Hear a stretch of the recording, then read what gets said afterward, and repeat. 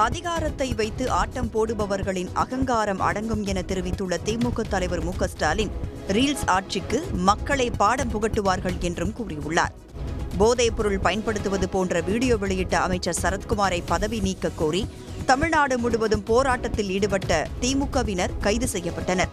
இதுகுறித்து எக்ஸ் பக்கத்தில் பதிவிட்டுள்ள மு க ஸ்டாலின், போதைப் பொருள் பயன்படுத்தியது போல் தக் லைஃப் ஸ்டோரி போட்ட அமைச்சருக்கு எதிராக போராட்டம் செய்த திமுகவினர் கைது, தாவேக ஆட்சியை விமர்சிப்பதால் முன்னாள் அமைச்சர் சிவசங்கர் மீது வழக்கு, முன்னாள் அமைச்சர் ஏவா வேலு வீட்டில் ரெய்டு ஆகிய செய்திகளை சுட்டிக்காட்டியுள்ளார்.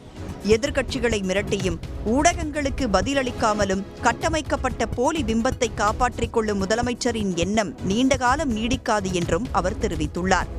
அதிகாரத்தை வைத்து ஆட்டம் போடுபவர்களின் அகங்காரம் அடங்கும் என்றும், டேக் டைவர்ஷன் என ஓடும் இந்த ரீல்ஸ் ஆட்சிக்கு மக்களே பாடம் புகட்டுவார்கள் என்றும் திமுக தலைவர் மு க ஸ்டாலின் கூறியுள்ளார்.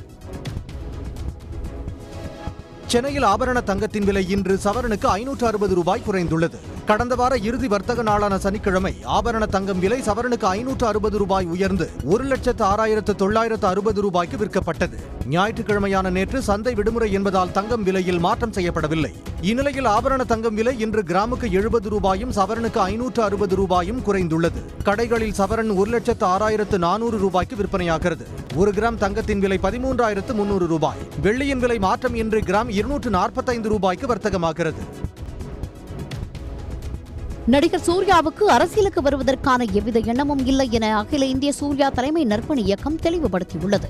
சூர்யா நற்பணி இயக்கத்தின் மாநில மற்றும் மாவட்ட நிர்வாகிகள் ஆலோசனைக் கூட்டம் நேற்று நடைபெற்றது.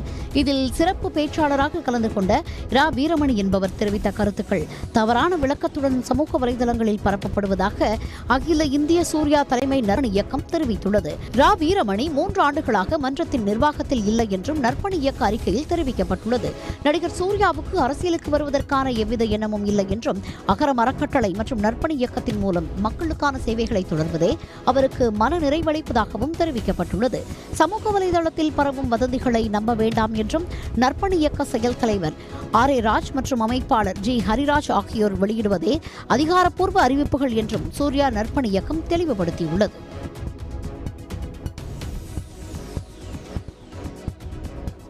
தருமபுரி மாவட்ட ஆட்சியர் அலுவலகத்தின் அருகே அடுத்தடுத்து 2 வீடுகளின் பூட்டை உடைத்து 24 சவரன் தங்க நகைகள் கொள்ளையடிக்கப்பட்ட சம்பவம் அப்பகுதி மக்களிடையே அதிர்ச்சியை ஏற்படுத்தியுள்ளது. தருமபுரி மாவட்ட ஆட்சியர் அலுவலகம் அருகே உள்ள ராமன் நகரை சேர்ந்த கண்ணன் என்பவர் தனது குடும்பத்துடன் வெளியூருக்கு சென்றிருந்தார். பின்னர் வீடு திரும்பிய போது தனது வீட்டின் பூட்டை உடைத்து உள்ளே நுழைந்த கொள்ளையர்கள் 4 சவரன் தங்க நகைகளை திருடிச் சென்றதை கண்டு அதிர்ச்சியடைந்தார். அதே பகுதியை சேர்ந்த அரசகுமார் என்பவரின் வீட்டின் பூட்டை உடைத்து உள்ளே நுழைந்த கொள்ளையர்கள் பீரோவில் வைத்திருந்த 20 சவரன் தங்க நகைகளை கொள்ளையடித்து சென்றனர். அடுத்தடுத்து 2 வீடுகளுக்குள் புகுந்து 24 சவரன் தங்க நகைகளை திருடிச் சென்ற மர்ம கும்பலை பிடிக்க போலீசார் தீவிர விசாரணை நடத்தி வருகின்றனர். ஈரோடு மாவட்டம் தொட்டம்பட்டியில் செயல்படாத கல்குவாரியில் ரசாயன கழிவுகள் கொட்டப்படுவதால் சுற்றுச்சூழல் பாதிக்கப்படுவதாக பகுதிவாசிகள் புகார் எழுப்பியுள்ளனர். தொட்டம்பட்டியில் கடந்த 20 ஆண்டுகளாக செயல்படாத கல்குவாரி குழியில் ரசாயன கழிவுகள், மருத்துவ கழிவுகள், பிளாஸ்டிக் கழிவுகள் மற்றும் இறைச்சி கழிவுகள் கொட்டப்படுவதாக குற்றச்சாட்டு எழுந்துள்ளது. இதன் காரணமாக நிலத்தடி நீர் மாசுபடுவதுடன் சுற்றுச்சூழல் கடுமையாக பாதிக்கப்படுவதாக ஊர் மக்கள் தெரிவிக்கின்றனர். புகை மண்டலம் வர்றது, அந்த ரசாயன கழிவுகள் கொட்டினா அந்த வாசம் வர்றது, இப்போ தண்ணி நிலத்தடி நீர் மட்டும் தண்ணி ரொம்ப கெட்டு போச்சுங்க. இப்போ ஆடு மாடெல்லாம் முதல்ல குடிச்சிட்டு இருந்தப்போ அது குடிக்க முடியாது. ப்ளஸ் துணி துவைக்க முடியாத மாதிரி சூழ்நிலை. நிலத்தடி நீர் போர் லெவலெல்லாம் இறங்கி அது கொஞ்சம் வர்றதுக்கு வாய்ப்புகள் இருக்குது. அந்த மாதிரி ஏன்னா பல பிரச்சனைகள் நம்ம சொல்ல கேட்காம திரும்ப நீட்டு மறுபடியும் பகலில் இரவுலையும் லோடு வந்துக்கிட்டே கொட்டிக்கிட்டே இருக்கிறாங்க. குவாரியில் அபாயகரமான கழிவுகள் கொட்டப்படுவதை தடுக்க துரித நடவடிக்கை எடுக்கப்பட வேண்டும் என்றும் சுற்றுவட்டார கிராம மக்கள் வலியுறுத்துகின்றனர். காரைக்காலில் நடந்த மாங்கனி திருவிழாவில் ஏராளமான பக்தர்கள் கலந்து கொண்டனர். சிவபெருமானிடமிருந்து காரைக்கால் அம்மையார் மாங்கனி பெற்றதை நினைவு கூறும் வகையில் ஒவ்வொரு ஆண்டும் மாங்கனி திருவிழா நடத்தப்படுவது வழக்கம். அதன்படி கடந்த 27ஆம் தேதி மாப்பிள்ளை அழைப்புடன் இந்த திருவிழா தொடங்கியது. வாத்தியங்கள் முழங்க வீதி உலா வந்த பிச்சாண்டவர் சுவாமிக்கு மாங்கனிகளையும் வெண்பட்டுகளையும் பக்தர்கள் வழங்கினர். அப்போது மாடிகளில் நின்ற பக்தர்கள் மாங்கனிகளை வீசி எறிந்தனர். இதை பக்தர்கள் போட்டி போட்டு பிடித்தனர்.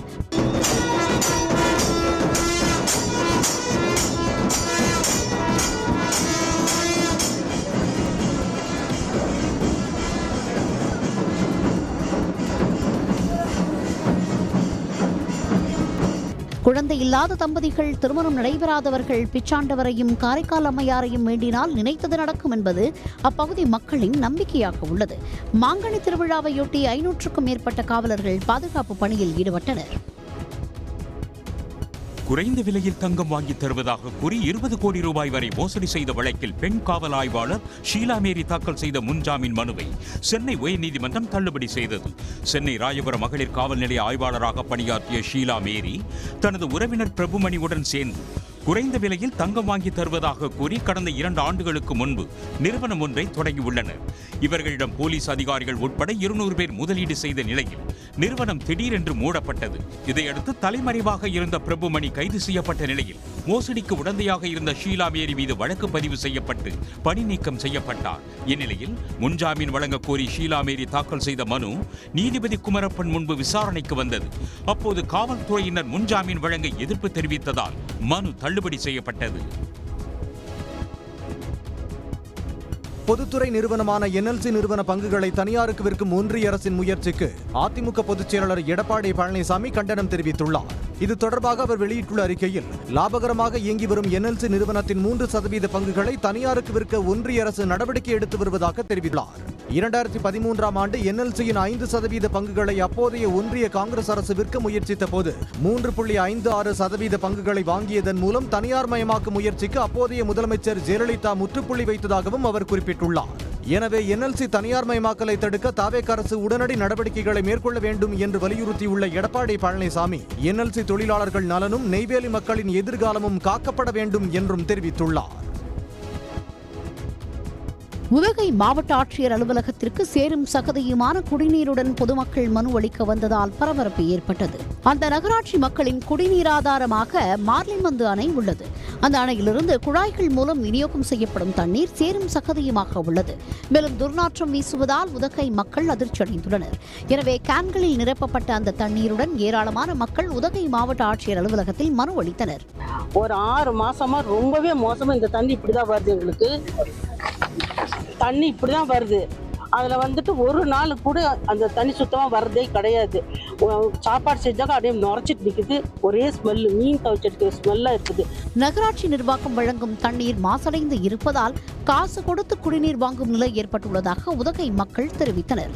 சுகாதாரமற்ற முறையில் விநியோகம் செய்யும் தண்ணீரை குடிக்கும் போது தொற்று நோய் பரவுவதாக பொதுமக்கள் தெரிவித்தனர்.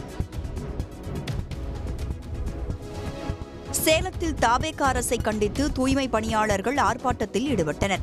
கோட்டை மைதானத்தில் ஆர்ப்பாட்டம் செய்த அவர்கள் ஒப்பந்த தூய்மை பணியாளர்களை பணி நிரந்தரம் செய்வேன் என்று கூறி முதல்வர் விஜய் தற்போது அந்த துறையை தனியாருக்கு தாரை பார்ப்பது வேடிக்கையாக உள்ளதாக தெரிவித்தனர். இப்பவும் பார்த்தீங்கன்னா சேலம் மாநகராட்சியில் ஒப்பந்த முறையில் வேலை செஞ்சுட்டு இருக்கிறோம்.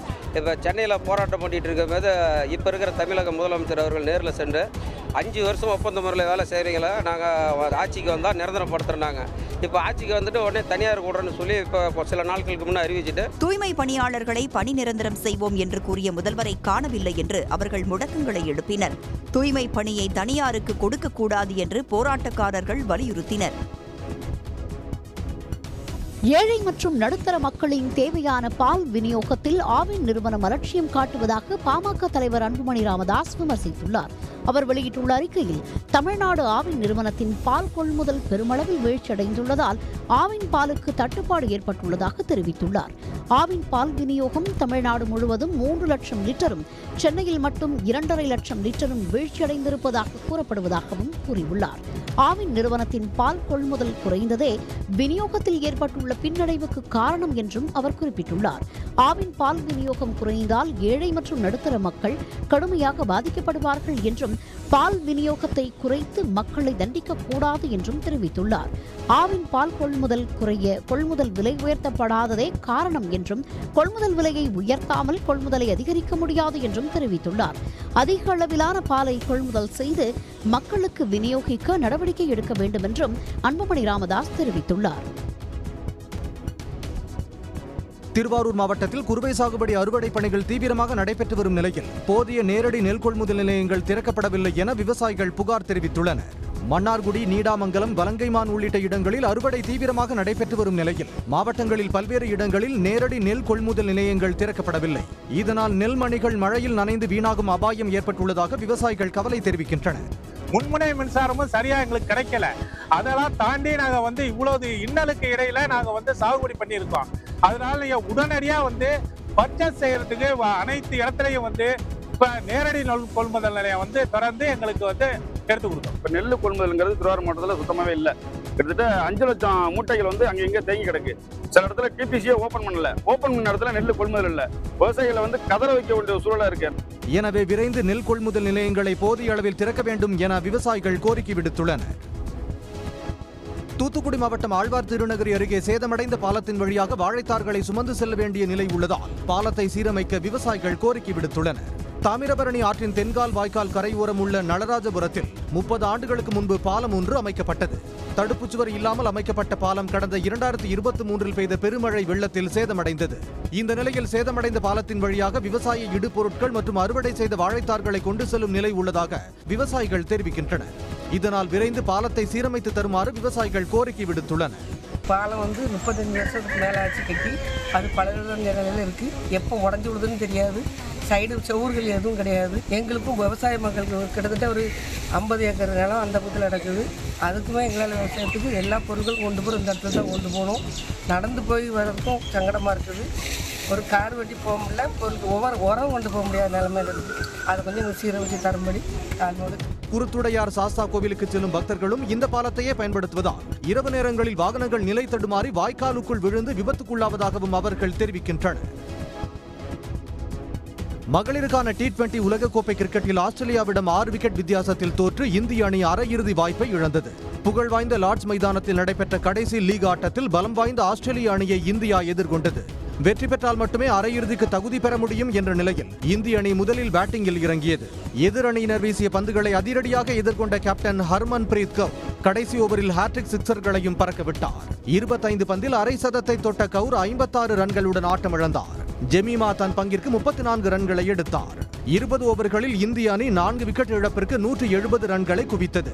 171 ரன் என்ற இலக்குடன் களமிறங்கிய ஆஸ்திரேலியா 1 ஓவர் எஞ்சியிருந்த நிலையில் 4 விக்கெட்டை இழந்து இலக்கை எட்டியது. எலிசே பெர்ரி, ஆஸ்லி காட்னர் ஜோடி அட்டகாசமாக பந்துகளை விளாசி வெற்றிக்கு வித்திட்டனர். இந்த வெற்றியின் மூலம் ஆஸ்திரேலியா அரையிறுதிக்கு முன்னேறியது.